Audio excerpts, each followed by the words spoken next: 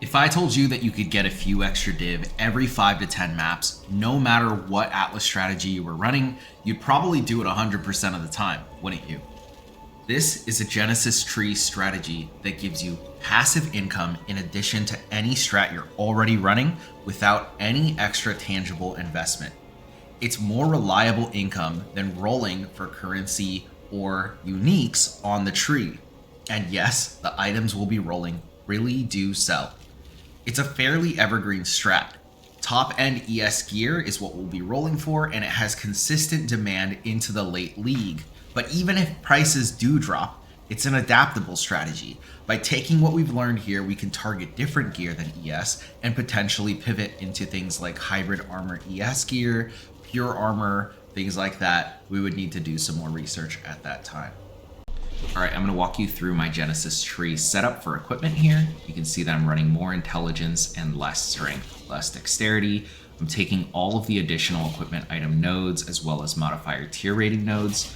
I am running increased chance for defense modifiers, for speed modifiers, reduced chance for life, chance to be fractured, reduced chance for attack, and I'm hunting for armor, specifically helmets, gloves, and boots.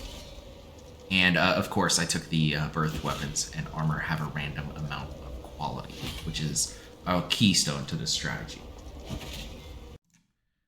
So I chose this strategy for its simplicity, right? Ultimately, a large majority of players are playing Kinetic Blast of some kind. I think ES is an incredibly popular base type to be stacking. And when you think about the role of ES compared to evasion or armor, ES is effectively your life pool. And so it's that much more important to have a big ES number. And that's why I think that ES is so high in demand when it comes to the top end of builds. But on top of that, there's different archetypes. So things like Forbidden Rite of Soul Sacrifice, where your damage scales based off of your ES number.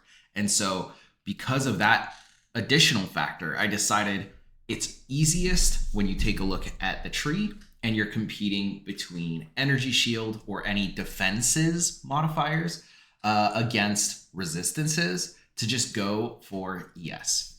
Now, if you also look at why I chose gloves and boots in addition to helmets, the reason behind that is when you take a look at gloves and you take a look at speed modifiers, there's only one. It's attack speed. KB being an attack, attack speed is really easy to land with that on the tree. And if you take a look at boots as well, here we go.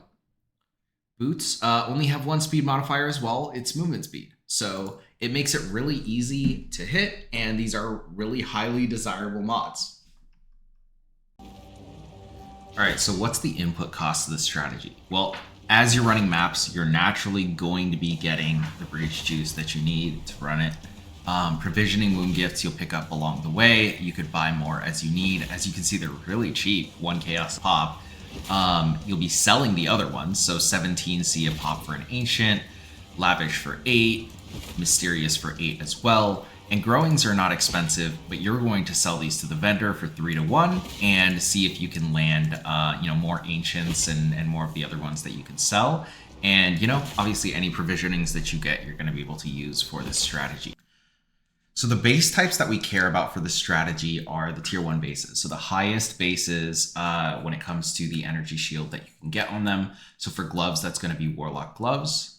For boots, that's going to be Warlock boots. And for helmets, confusingly, it's not Warlock's helmet. It's called Lich's Circlet. So those are the 3 base types. I'm going to be using Lich's Circlet to demonstrate what the jackpots are. The jackpots for this strategy are over quality bases. So as you can see here, 28% quality is going for 6 div. Over quality on the gloves and boots are also fairly expensive. And the higher you get, closer to 30%, the more they are worth. When you get something really good, don't forget to use beast crafting to split it, because it's going to create 2 over quality bases and you are going to double your money. So if you get a 28%, you've just made 12 div. Congratulations. All right.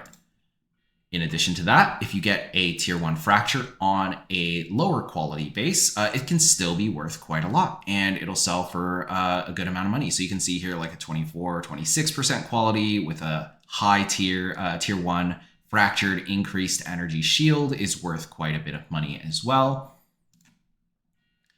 Also, perfect fractures are worth quite a lot of money. So you can get, some div here and there for like flat ES fractures. Or if you hit the percent ES fracture, you can see that this gets pretty high as well. Actually, let's just look at what 100 is worth, because I think I got one of those recently. Yeah, so few div here. And then the big jackpot. So the big jackpot is if you can get like huge overquality numbers on a tier 1 base with a tier 1 fractured percent energy shield, it's going to be worth a ton. So here's a good example.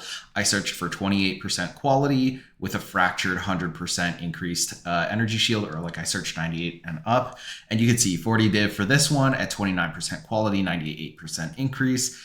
And this one, I know it's crafted up a little bit, but really anything like this is going to sell for a metric fuck ton of div. So this is the big jackpot that you're really aiming to hit. All right, here's your strat recap. Step 1, set up your tree. Use Craft of Exile to figure out what you want to craft for profit or for your own use. Step 2, slam out some maps, run your breaches. Breach fortresses are going to speed this along by giving you tons of breach juice. Step 3, sell off your ancient, your lavish, your mysterious Wombgifts. Take those growing Wombgifts and vendor them 5-1.